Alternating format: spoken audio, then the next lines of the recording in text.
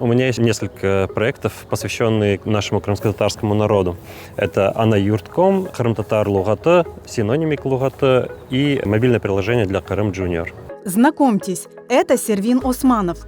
Талантливый программист, который работает в этой сфере уже более 13 лет. В мире технологий каждый день появляются новые приложения и сайты, но редко можно встретить разработчиков, которые ставят своей целью сохранение культурного наследия. Однако именно такой подход выбрал Сервин Бей. Он создает ресурсы, помогающие в изучении родного языка. Анаюрт – это мой первый проект, который я создал в 2012 году. Первоначальная идея была просто собрать в одном месте все материалы, которые у меня были на тот момент. Это книги, статьи, информация о наших авторах. В дальнейшем он перерос в культурно-образовательный портал. Анаюрт стал своеобразной цифровой родиной для тех, кто хочет знать больше о своих корнях. Его работы не просто инструменты для обучения. Эти ресурсы предлагают пользователям доступ к обширной базе данных о культуре, фольклоре, истории и традициях нашего народа.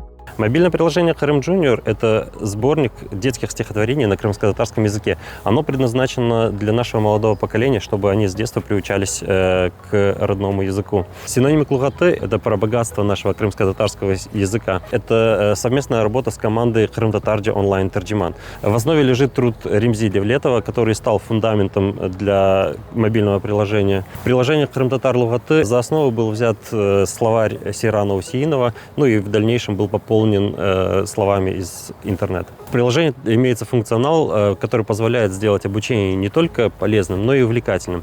Там есть транслитерация, разговорник, загадки и языковые игры. Еще одним интересным проектом стал Крым Онлайн. Это один из самых крупных сайтов крымско-татарской музыки в интернете. Идея создания проекта Крым Онлайн возникла еще в 2017 году, когда мы с моим другом Эмилем Умеровым решили создать социальную сеть крымско-татарскую, в которой весь наш народ мог бы объединиться, общаться. Конкурировать с современными социальными сетями просто невозможно, и мы решили переформатировать его. Мы решили сделать музыкальный архив. Мной был разработан агрегатор, который собирал всю крымско-татарскую музыку с современных социальных сетей и видеохостингов. На тот момент у нас было более 20 гигабайт аудио.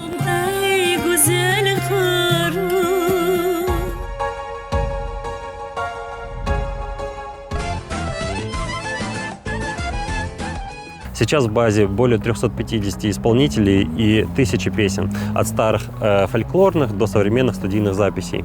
Мы стараемся не только сохранить музыку, но и сделать ее доступной для всего нашего крымско-татарского народа. Крым Онлайн для меня не просто технический проект, а способ сохранить и передать часть нашей идентичности следующему поколению.